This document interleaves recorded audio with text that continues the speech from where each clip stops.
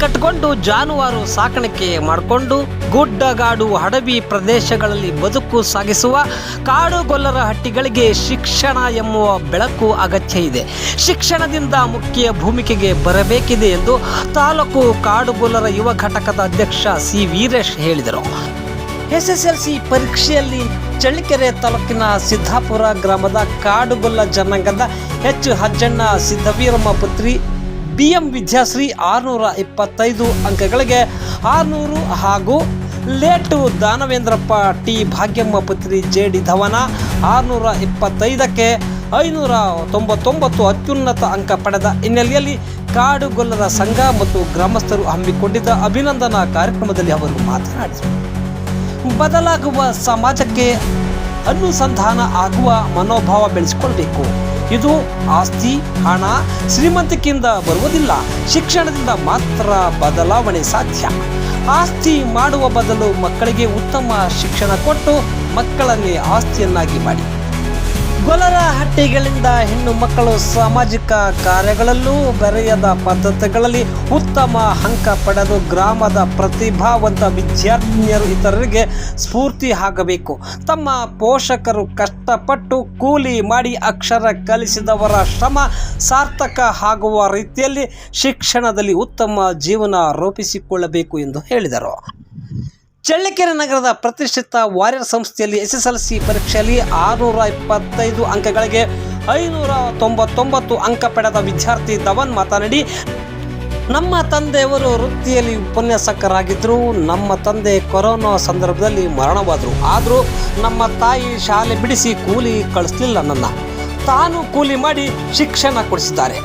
ನಾನು PCMB ಓದಿ ತಮ್ಮ ತಂದೆಯ ರೀತಿ ಉಪನ್ಯಾಸಕಿಯಾಗಿ ನಮ್ಮ ತಾಯಿಯನ್ನ ಚೆನ್ನಾಗಿ ನೋಡಿಕೊಳ್ತೇನೆ. ಅಮ್ಮನ ಕಷ್ಟಗಳನ್ನು ಕಣ್ಣಾರೆ ಕಂಡಿದ್ದೇನೆ. ಪೋಷಕರು ಹಾಗೂ ಗುರುಗಳ ಮಾರ್ಗದರ್ಶನದಲ್ಲಿ ಹೋಗುತ್ತೇನೆ ಎಂದರು. ಶಿಕ್ಷಣದಲ್ಲಿ ಪಾಸ್ ಆಗಿದ್ದಾರೆ. ಈ ಧವನ ಬಂದು 599 ಮಾರ್ಕ್ಸ್ ತಗೊಂಡಿದ್ದಾರೆ. ಈಗ ಧವನ ವಾರಿಯರ್ ಸ್ಕೂಲಲ್ಲಿ ಓದ್ತಾ ಇದ್ದಾರೆ. ಮತ್ತು ನಮ್ಮ ವಿದೇಶ್ ಅವರು ವಾಸವಿ ಸ್ಕೂಲಲ್ಲಿ ಓದ್ತಾ ಇದ್ದಾರೆ. 600 ಸ್ಕೋರ್ ಮಾಡಿದ್ದಾರೆ. ಇವತ್ತು 25ಕ್ಕೆ 620 ಒಬ್ಬರು ತಗೊಂಡಿದ್ದಾರೆ. 595 ಒಬ್ಬರು ತಗೊಂಡಿದ್ದಾರೆ. ತುಂಬ ಚೆನ್ನಾಗಿ ಓದಿದ್ದಾರೆ. ತುಂಬ ಪರಿಶ್ರಮ ಪಟ್ಟು ಓದಿದ್ದಾರೆ. ಮತ್ತು ತಂದೆ ತಾಯಿ ಸಪೋರ್ಟು ಭಾಳ ಇದೆ. ಹಾಗಾಗಿ ಇವತ್ತು ಕೂಲಿ ಮಾಡಿ ಮತ್ತೊಂದು ಕಷ್ಟದ ಪರಿಸ್ಥಿತಿಗಿದ್ದರೂ ಮಕ್ಕಳನ್ನ ಒಂದು ಒಳ್ಳೆ ಎಜುಕೇಷನ್ ಕೊಡಬೇಕು. ಮಕ್ಕಳು ಒಂದು ಒಳ್ಳೆ ಫ್ಯೂಚರಲ್ಲಿ ಮುಂದಿನ ಭವಿಷ್ಯದಲ್ಲಿ ಒಳ್ಳೆ ರೀತಿಯಲ್ಲಿ ಬೆಳೀಬೇಕನ್ನೋ ದೃಷ್ಟಿಯಿಂದ ಅವರಿಗೆ ತಂದೆ ತಾಯಿಗಳಿಗೆ ಎಷ್ಟೇ ಕಷ್ಟ ಇದ್ದರೂ ಮತ್ತೊಂದಿದ್ರು ಕೂಡ ತುಂಬ ಶ್ರಮವಹಿಸಿ ಅವರು ತುಂಬ ಸಪೋರ್ಟ್ ಮಾಡಿ ಇವತ್ತೊಂದು ಒಳ್ಳೆ ಶಾಲೆಯಲ್ಲಿ ಸೇರಿಸ್ಬಿಟ್ಟು ಇವತ್ತು ವಿದ್ಯಾಭ್ಯಾಸ ಕೊಡಿಸಿದ್ದಾರೆ. ಅದಕ್ಕೆ ತಕ್ಕಂತೆ ತಂದೆ ತಾಯಿಗೆ ಸ್ಫೂರ್ತಿಯಾಗಿ ಇವತ್ತು ಇಬ್ಬರು ಮಕ್ಕಳನ್ನು ಇವತ್ತು ಡಿಸ್ಟಿಂಕ್ಷನಲ್ಲಿ ಪಾಸ್ ಆಗಿ ಇವತ್ತು ಒಳ್ಳೆ ಸ್ಕೋರ್ ತಗೊಂಡಿದ್ದಾರೆ. ಅವ್ರ ಕಷ್ಟ ನೀನು ಓದಿದ ವಿಷಯ ಹೆಂಗಿತ್ತು? ನಮ್ಮಪ್ಪ ಡೆತ್ ಆದ್ಮೇಲೆ ನಮ್ಮ ರಿಲೇಟಿವ್ಸ್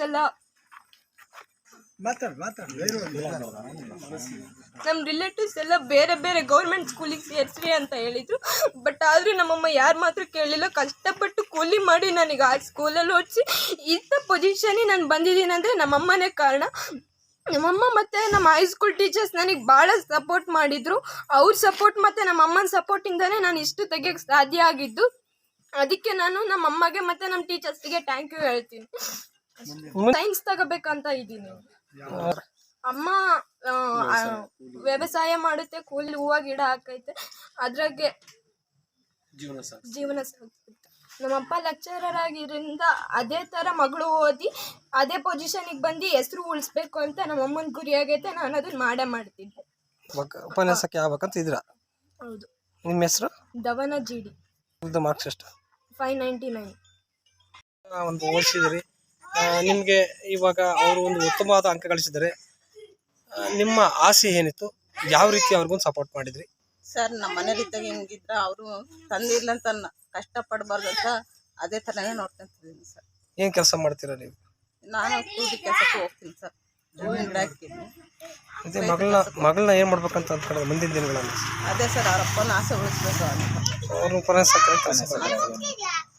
ಖುಷಿ ಅನ್ನಿಸ್ತಿತ್ತು ಸರ್. ಮತ್ತೆ ಇದರಲ್ಲಿ ಅದೇ ಹೂವು ಹಾಕಿದ್ದೀನಿ, ತೊಗರಿ ಹಾಕ್ತಿದ್ದೆ ಸರ್. ಈ ಥರ ಎಲ್ಲ ಲಾಸ್ ಆಯ್ತು ಸರ್. ಎಲ್ಲ ಪತ್ನೆ ಬರಬಾರ್ದು ಅಂತ ಹೇಳಿ ಓದಿಸ್ದೆ ಸರ್. ಗಂಡು ಮಗ ಏನು ಮಾಡ್ತಾನೆ? ಮಗ ಈಗ 8ನೇ ಕ್ಲಾಸ್ ಪಾಸ್ ಆಗಿದೆ ಸರ್. ಅವನ್ನ ಏನು ಗುರಿ ಇಟ್ಕೊಂಡಿದ್ರ? ಇನ್ನೂ ನೋಡ್ಬೇಕು ಸರ್. ಮಗಳದೊಂದಾಗ